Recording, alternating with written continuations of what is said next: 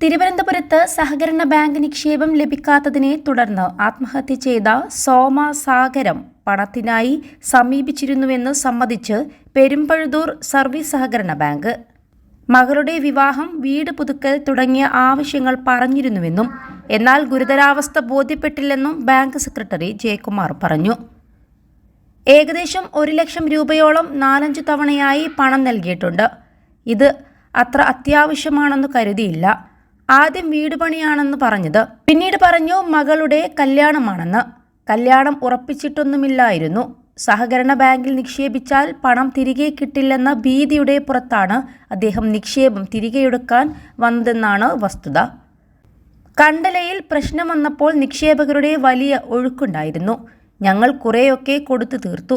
പിന്നീട് നിക്ഷേപകർക്ക് കൊടുക്കണമെങ്കിൽ ലോൺ പിരിച്ചെടുത്താൽ മാത്രമേ കൊടുക്കാൻ കഴിയൂ എന്നൊരു അവസ്ഥയായി. അതുകാരണം താമസം വന്നു. ആ സമയത്താണ് ഇദ്ദേഹം വരുന്നത്. അദ്ദേഹം ആദ്യം ചോദിച്ച തുകയൊക്കെ കൊടുത്തിട്ടുണ്ട്. വളരെ ശാന്തമായാണ് അദ്ദേഹം സംസാരിക്കാറ്. കൂലിപ്പണിക്ക് പോകുന്നയാളാണെന്നും പണം അത്യാവശ്യമാണ്, അത് തരണമെന്നുമാണ് പറഞ്ഞത്.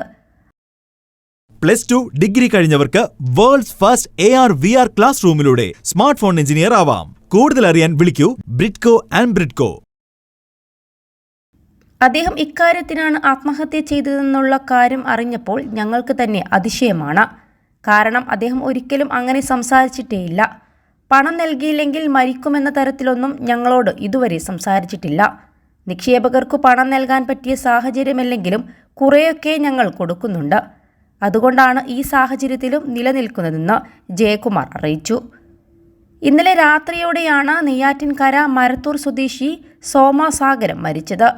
കോൺഗ്രസ് ഭരിക്കുന്ന പെരുമ്പഴുതൂർ സർവീസ് സഹകരണ ബാങ്കിലാണ് 5 ലക്ഷം രൂപ നിക്ഷേപിച്ചിരുന്നത്.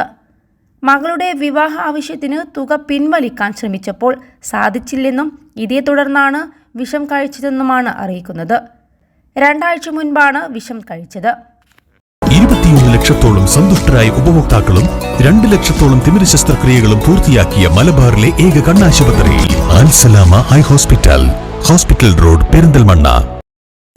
നെയ്യാറ്റിൻകര താലൂക്കിലെ 7 സഹകരണ ബാങ്കുകൾ ദശകോടികളുടെ നഷ്ടത്തിലാണെന്ന റിപ്പോർട്ട് നേരത്തെ വന്നിരുന്നു.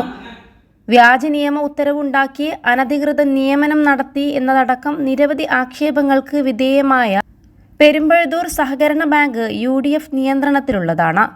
സ്വന്തക്കാരുടെയും ബന്ധുക്കളുടെയും പേരിൽ നിയമവിരുദ്ധമായ രീതിയിൽ മതിയായ ജാമ്യം പോലുമില്ലാതെ കോടികൾ വായ്പ നൽകുക, ചിട്ടിയുടെ പേരിൽ കോടികളുടെ ക്രമക്കേട് നടത്തുക, കൂടിയ പലിശക്ക് നിക്ഷേപങ്ങൾ സ്വീകരിക്കുക, വലിയ തോതിൽ ധൂർത്ത് നടത്തുക തുടങ്ങിയ നടപടികളിലൂടെയാണ് നെയ്യാറ്റിൻകരയിലെ കോൺഗ്രസ് സഹകരണ സംഘങ്ങൾ നഷ്ടത്തിലായതെന്ന് CPM ആരോപിച്ചിരുന്നു. ഇക്കഴിഞ്ഞ ഏപ്രിൽ 19-നാണ് തോമസ് വിഷം കഴിച്ച് ആത്മഹത്യക്ക് ശ്രമിച്ചത്. തുടർന്ന് തിരുവനന്തപുരം മെഡിക്കൽ കോളേജ് ആശുപത്രിയിൽ ചികിത്സയിലായിരുന്നു.